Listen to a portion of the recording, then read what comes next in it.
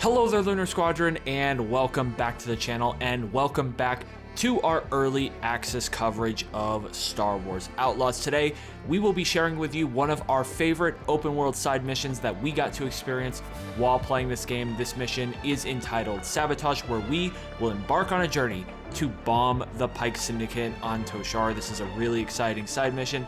It's roughly 20 minutes, but before we get into this gameplay, if you're new to the channel, we would love to have you as always, and the way to do that is just go down below this video, hit that little subscribe button, the bell notification right on next to it.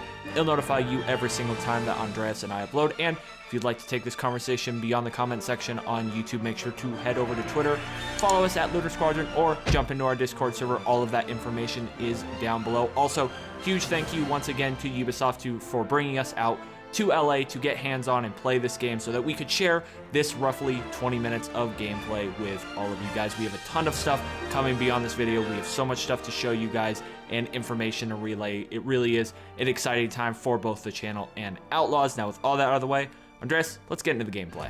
Oh yeah, let's bomb some pikes.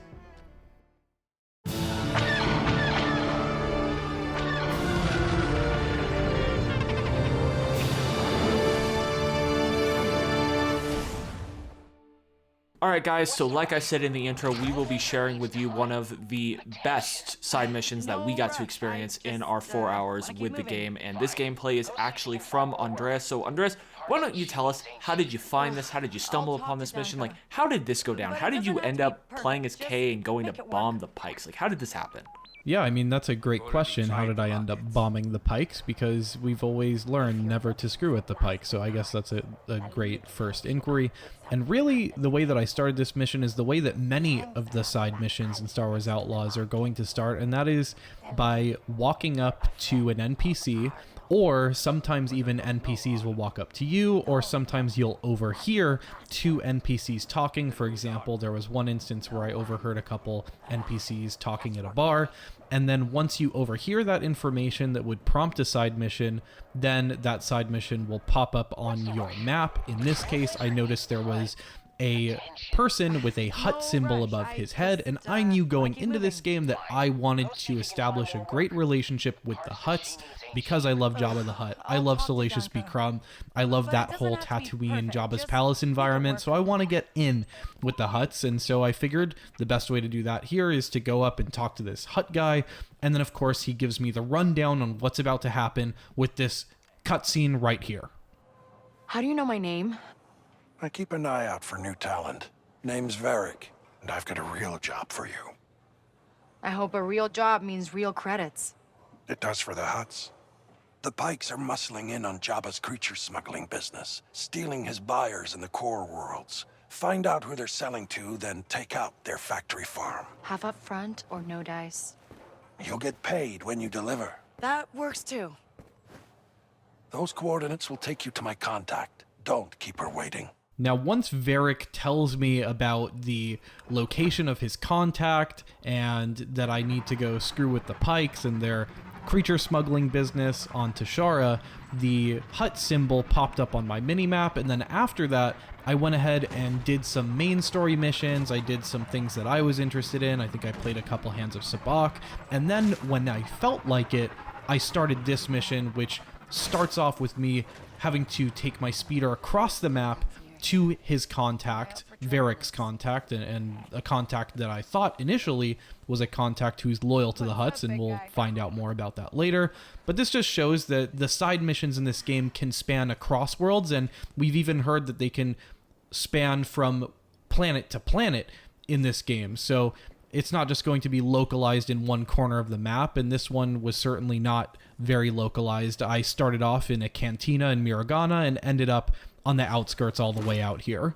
Yeah, one thing I am noticing from your gameplay immediately, Andreas, is the fact that this mission is taking place in Pyke territory. And again, just that reputation system coming into play. You mentioned it when you were talking about even picking up this side quest, about how you were doing this because, you know, you wanted to build up that reputation with the Hutts. That is what you were interested in doing going into this game because you love Jabba the Hutt and all of that, and how you're making decisions again based around that reputation system. And that is something that I felt myself doing also, is all of the decisions I was making in the open world and who I was interacting with, who I was messing with, It all had to go with the reputation system and how I wanted to impact it, how I didn't want to upset certain groups of people. I really do think this reputation system is going to be the true wild card when it comes to this game. I think people are really going to have to think about the choices they're going to make, because everything you do will impact your reputation with one of these syndicates. And so here, you're in Pyke territory, and the only reason you're allowed to be in here openly is because it said you had a good reputation with the Pykes. I can't even imagine if you had a really bad reputation with the Pykes, what this side mission would even be like. Would you even have been able to get this far unscathed into this territory? It's just, those are the things you're going to have to think about as you're taking on these missions is, do I want to upset this faction of people? Do I want access to this particular region on the map or this particular area in a city? Do I want these vendors? Do I want these resources? This is all calculus that we as the player are going to have to do in our heads as we progress through this game. And I do think it's one thing that's going to add to the replayability factor of this game, is just things that you're not going to want to do on a certain playthrough because you don't want to upset a certain faction and you want to have a certain relationship or experience with a particular group of people. You might come back on a different save file and be like, you know what, I want to experience the other side of this. And maybe that, you start doing side missions you didn't do the first time. You do this mission or you don't do this mission. I think it's just going to add a lot of uniqueness and variables into everybody's gameplay. You're going to have to pay attention to what opportunities there are at a given point in time. So for this mission, for example, I had any Pyke opportunities open because I had just helped out the Pykes. My reputation's doing well with the Pykes, but it very well could have been different, where the Pykes could be after me, or I could have a terrible reputation with the Pykes and they could be straight up sending people to kill me, in which case this mission would be a lot more difficult. But here I saw an opportunity where I wanted to gain reputation with the Hutts. I had reputation with the Pykes to spend, and so that makes my life easier here. It gives me a bit of an entryway, and speaking of entryways here, you can see I can literally walk into this Pyke territory with not much fuss at all. But that said, Nick, there are different layers of territory in this game, because this first layer here, the Pykes are happy to let me walk in. It's almost like inviting a friend over to a living room, for example. But then there's the more private areas, like a restricted area here, that's like, you can't come in here even if you have a good reputation with us. And they were very eager to push me back into that more common space. So there are layers to this, where maybe if I had had even better of a reputation with the Pykes, this mission could have been even more of a cakewalk than it was already. Yeah, I think that's a great thing to point out. Like you said, you have a good reputation with the Pykes here, and it's still a challenge to get through this mission because, they still don't trust you completely. This is not a friendship that you've built with these syndicates. It is a mutual, you help me, I'll help you type relationship. Nobody is friends here. And one thing that I really love from watching this gameplay, because I didn't personally get to play this side mission. I was messing around with other stuff, the speeder upgrade expert mission, which is a ton of fun. I didn't even stumble upon this mission, which excites me as, what did I miss in Miragana? We had this game for 4 hours with being on Toshara almost the entire time, and I didn't even come across this mission. Of course, it could have just been something I missed, but this is like a whole thing. Like you said, you started in Miragana, now you're on the other side of Toshara with the planes and the animals, and you're now at an operations building in Pyke territory. Like, you had to travel across the entire planet to get through just this side mission. Honestly, it kind of looks like it could be a main mission type thing where, you're going to mess with the Pykes on behalf of the Hutts. Like, if somebody told me that was a main mission, I would believe them. But here we are on just a side mission that you picked up in the cantina on Miragana, and that's really exciting just to know, what opportunities did we even miss even after playing the game for 3 hours?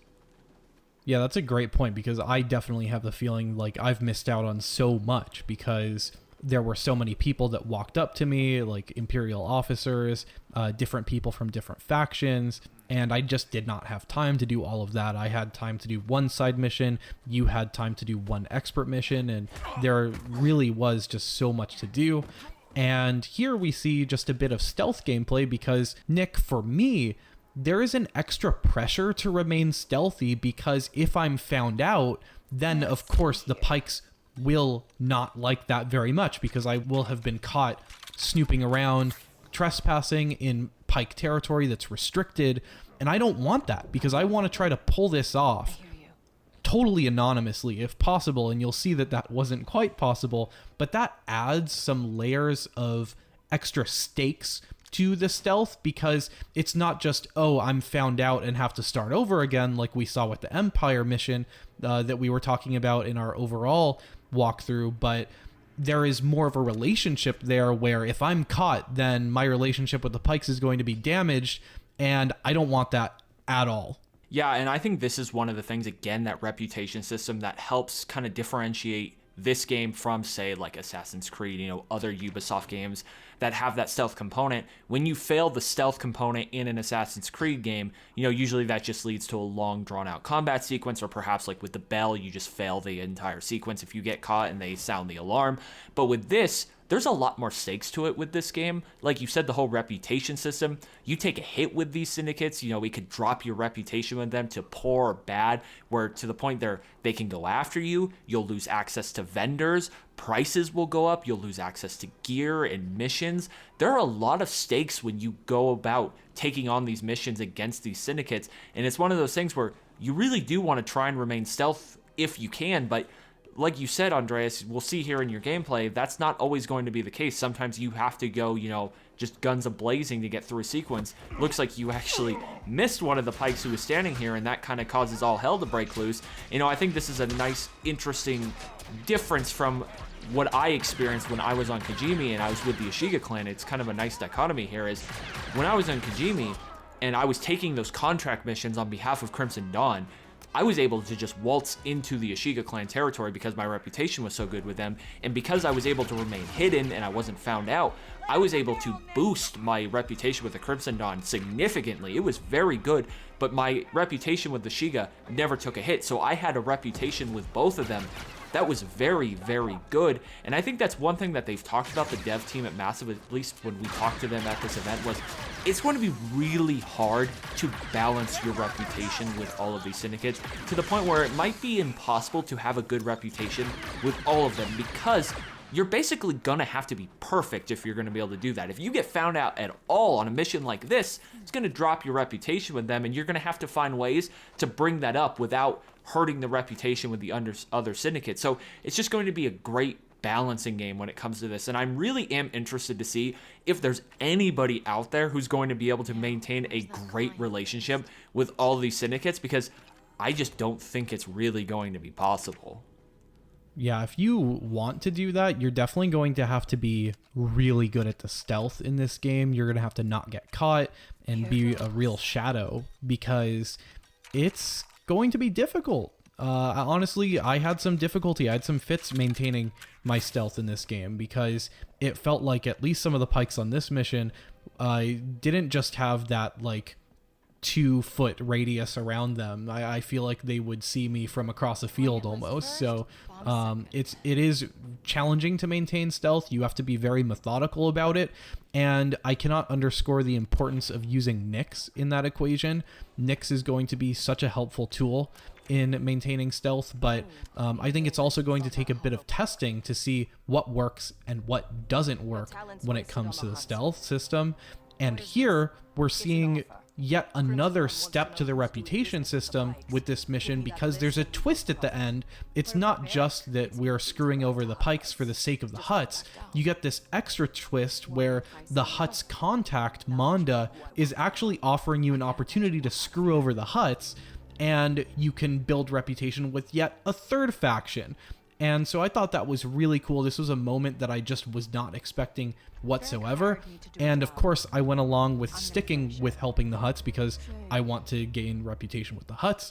And then unfortunately for Manda, I had to ice her. But of course, that had implications in and of its own. I got a bad reputation with Crimson Dawn because Mondo was trying to help out Crimson Dawn.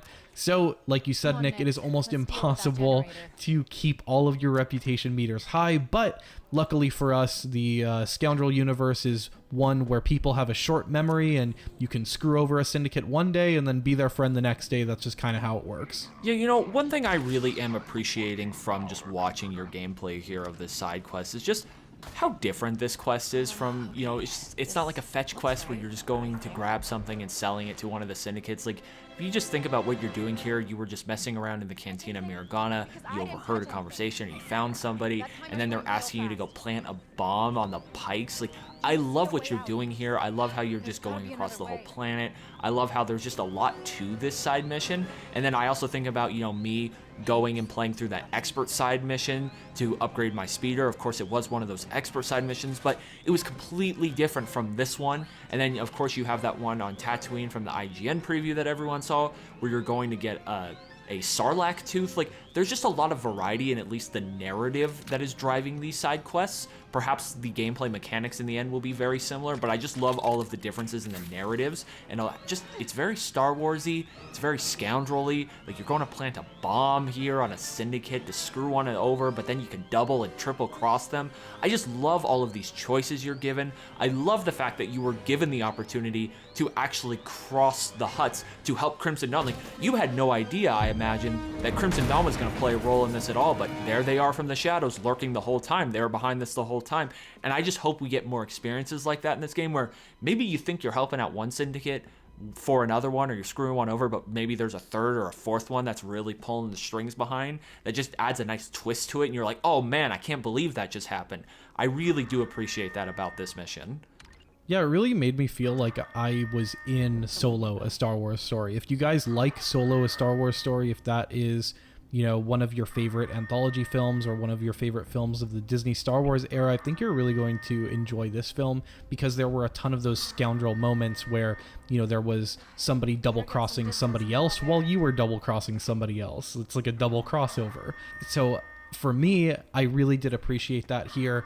And then, of course, the final mission that we have is to hightail it out of this Pyke territory before we get in further trouble with the Pikes, and then make it back to our Hutt contact. And I think this is a good point where I want to talk about criticisms that I have of this mission. First and foremost, I want to talk about the speeder here. And really, the speeder I had some fits with, to be honest, like just in close quarters. I found that it was a little bit hard to control when you're trying to maneuver the speeder through tighter areas. It felt very floaty, and I know it's supposed to float, it is a speeder, but I did have some issues with that. I was kind of expecting it to feel a little better. Hopefully you're able to upgrade your speeder and make it feel a little better. I'm not sure the extent of the upgrades. Nick, I know you went on a mission where you were able to upgrade your speeder, hoping that there is maybe an upgrade that can help you with maneuvering the speeder, because that for me was a low point in my experience with Star Wars Outlaws. Yeah, I didn't have a huge problem with the speeder. For me, that upgrade mission, if anyone is wondering, it just helps you unlock a boost ability for your speeder. But it does look like once you upgrade your speeder and, you know, get through that expert mission, there's kind of a pathway that you can do different things to upgrade the speeder. I believe there was even, like, you know, boost off a ramp and maintain so-and-so amount of airtime, and that unlocks another upgrade or something like that. There was like some crazy objectives that this game wanted you to do that will help you upgrade your speeder, and that's just kind of going to be the name of the game with this. Like, you're going to have objectives you need to complete within the gameplay with these expert missions to unlock different, like, you know, I want to call them skills because there's no skill tree, but like that's how that's going to work, is like different objectives. And that's just going to be really fun to just, I can see myself out in the open world just like trying to jump the speeder off of different ramps and crashing and ejecting myself off of the speeder, which is a thing in this game. Like, it's going to be pretty crazy. And here, of course, we are trading the data that we are covered back to the Hutts, and we do see a Hutt reputation increase, and we made some credits. And then I'm assuming this also opened us up to further opportunities with the Hutts, because we've been told that the reputation system will open new opportunities with given syndicates. So if you have a better reputation, then you will get better jobs from the syndicates that you're working for. And I think that is just a great example of how a typical side mission that's geared towards the reputation system in Star Wars Outlaws is going to work. It shows the potential pros and cons of having reputation with a syndicate and not having good reputation with a syndicate, and then what sorts of twists and turns can occur along the way, and what you should come to expect out of these reputation impacting side missions for this game. So I hope this is very informative for all of you. If you're curious on exactly how the reputation system is going to work and what exactly to expect when it comes to side missions in Star Wars Outlaws. Yeah, definitely. One thing that I really love as we finish up here is I just love the variety in the side missions that we experienced and those reputation-based side missions. I love that there was just a bunch of different things to do on top of the side missions for the experts and stuff like that. I really did appreciate the variety that we were able to experience, and I'm excited to see what other types of missions we will be able to experience once we get our hands on this game. So guys, let us know your thoughts down below on this side quest. It is called Sabotage here on Toshara. Did this get you more excited for the game? Are you a little less excited for the game? You see more gameplay, you got different thoughts about the game, so definitely let us know everything you're thinking down below in the comments. And again, we hope you appreciated just getting to see one of the side missions in this game, because we want to show and tell you guys as much as we possibly can. So if there are any other questions that we have not yet answered in both this video or our preview, definitely also let us know all of that down below. We will have a whole series of videos dedicated to some of the major topics and burning questions around this game, so definitely hit us up with what you guys want to know. Anyway guys, that is going to do it for us for this one. Thank you all so much for watching, and as always, we will see you all next time.